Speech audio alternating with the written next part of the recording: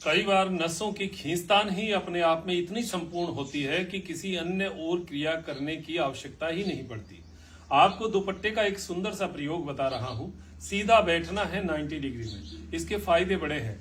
एड़ी से लेकर, अगर एड़ी में दर्द भी है तो आपको इस दुपट्टे के प्रयोग से खींचने से आपको हाथों हाथ पता चलेगा कि एड़ी में कुछ गर्मी का आभास हुआ है।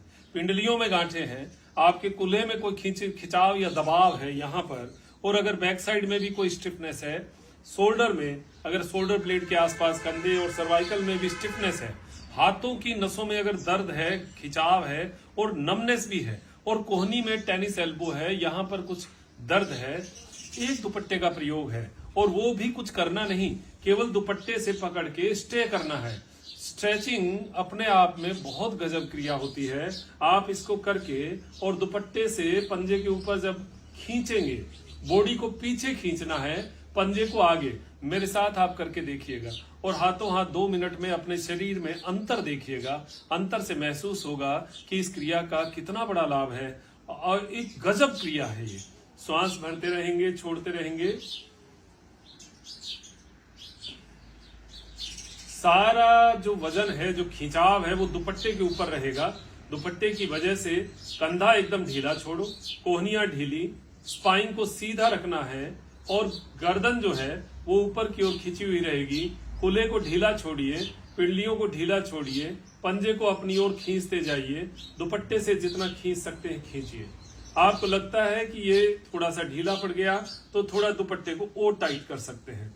जितना टाइट करेंगे, जितना खींचेंगे, उतना ही आपको इस खिंचाव का आनंद आएगा।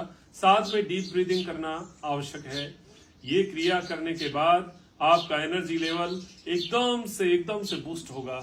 आपको फील होगा कि थकान गई है, नसें खुली है और आनंद आया है।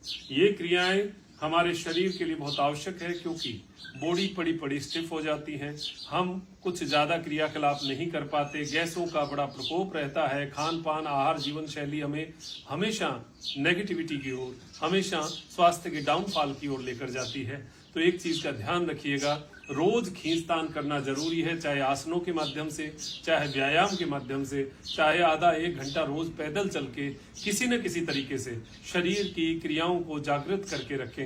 अति सर्वत्र वर्जित, अति हर चीज की खराब है, वो भी नहीं करना। आप सोचे जिमिंग में हम 2 घंटे कर लें, वेट बहुत उठा लें, ये भी गड़बड़ है। दौड़ में आप सोचे 2 घंटे में तेज दौड़ लूं, वो भी गड़बड़ है। अति नहीं करना, जितना हमारे शरीर की लिमिटेशंस है उसका ध्यान रखें और रोज इस आनंद को प्राप्त करें। सुबह खाली पेट करिए, शाम को भोजन से 1 घंटा पहले करिए।